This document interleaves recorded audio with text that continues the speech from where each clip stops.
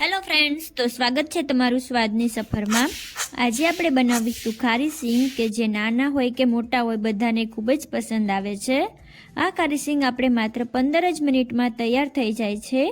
જો તમારી ખારી સિંગનો કલર બજાર જેવો ના આવતો હોય અને ક્રિસ્પી ના થતી હોય તો હું તમને એક એવી ટિપ્સ જણાવીશ જેથી તમારી ખારી સિંગ એકદમ ક્રિસ્પી અને કલર પણ બજાર જેવો જ આવશે। તો વિડીયો પૂરો જુઓ અને જો ચેનલ પર નવા હોય તો ચેનલને જરૂરથી સબસ્ક્રાઇબ કરો। તો ચલો સ્ટાર્ટ કરીએ। તો તેના માટે અહીંયા આપણે 2 કપ સિંગદાણા લઈશું, તેને આપણે એક બાઉલમાં કાઢીશું। સિંગદાણા તમે કોઈ પણ વેરાયટીના લઈ શકો છો, મેં અહીંયા સાઇઝમાં નાના આવે તેવા લીધા છે। તેને આપણે બાફીશું। તો 1 લીટર પાણી લઈશું અને તેમાં આપણે આ સિંગદાણા છે તેને એમાં નાખીશું। શરૂઆતમાં આપણે ગેસની ફ્લેમ મીડિયમ રાખીશું ને સિંગદાણાને મિક્સ કરી લઈશું। ત્યારબાદ તેમાં આપણે 1 ચમચી જેટલું મીઠું નાખીશું। તમે મીઠું વધુ ઓછું કરી શકો છો તમારા અકોર્ડિંગ, ને તેને પણ મિક્સ કરી લઈશું।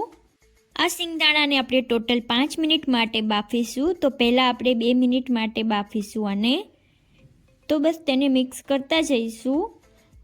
તો 2 મિનિટ થઈ ગઈ છે ને તમે જોઈ શકો છો કે આપણા સિંગદાણા સારી રીતે બફાઈ ગયા છે। હવે તેમાં આપણે જે સિક્રેટ વસ્તુ ઉમેરવાની છે તે છે લીંબુ।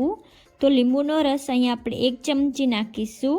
લીંબુનો રસ નાખવાથી આપણી સિંગમાં એકદમ બહાર જેવો કલર આવે છે ને તેને એકવાર મિક્સ કરી લઈશું। હવે આપણે આ સિંગને 3 મિનિટ માટે બાફીશું। તો ટોટલ અહીંયા 5 મિનિટ આપણે બાફવાની છે। તો તમે જોઈ શકો છો કે 5 મિનિટ થઈ ગઈ છે ટોટલને આપણી સિંગ સારી રીતે બફાઈ ગઈ છે। આ સિંગદાણાને આપણે થોડોક દાણો કડક રહે એટલા જ બાફીશું। તો હવે તેને એક કાણાવાળા વાસણમાં કાઢી લઈશું જેથી તેનું પાણી અલગ થઈ જાય, અને તેને એકવાર ફેલાવી લઈશું। હવે આ સિંગદાણામાં આપણે અડધી ચમચી જેટલું મીઠું નાખીશું અને તેને પણ આપણે એકવાર મિક્સ કરી લઈશું। તો આ સિંગદાણાને આપણે બહુ વધારે બહાર નથી રાખવાના, નહીંતર તે કાળા થઈ જશે। તેને તરત જ આપણે શેકવા માટે લઈ લેવાના છે। એક જાડા તળિયાવાળા વાસણમાં આપણે 500 ગ્રામ જેટલું મીઠું નાખીશું। આ મીઠાને મેં એકવાર યુઝ કરેલું છે, જો તમારે ફ્રેશ લેવું હોય તો તમે લઈ શકો છો। ને તેને થોડું એવું આપણે ગરમ થવા દઈશું ને હવે તેમાં આપણે સિંગદાણા નાખીશું। આ સિંગદાણાને શેકાતા 10 મિનિટ જેવો સમય લાગે છે। તો આપણે શરૂઆતમાં 5 મિનિટ ગેસની ફ્લેમ હાઈ રાખીશું અને પછી 5 મિનિટ આપણે ગેસની ફ્લેમ મીડિયમ ટુ લો રાખીશું। તો તમે જોઈ શકો છો કે આપણું બધું જ મીઠું દાણા સાથે ચોંટી ગયું છે, પણ તમે આને જેમ જેમ શેકતા જશો તેમ તેમાંથી મીઠું છૂટું પડવા લાગશે। તો આપણે તેને મિક્સ કરતા જઈએ છીએ તેમ તમે જોઈ શકો છો કે મીઠું છૂટું પડવા લાગ્યું છે। તો બસ 5 મિનિટ થઈ ગઈ છે અને હવે આપણે ગેસની ફ્લેમ મીડિયમ ટુ લો કરીશું અને આને આપણે બીજી 5 મિનિટ માટે શેકી લઈશું। હવે થોડી સિંગ લઈશું અને તેને એક ડીશમાં કાઢીશું અને 1 મિનિટ માટે ઠંડી થવા દઈશું। ત્યાં સુધી આપણે વચ્ચે સિંગદાણા છે તેને એકવાર મિક્સ કરી લઈશું। તો 1 મિનિટ થઈ ગઈ છે।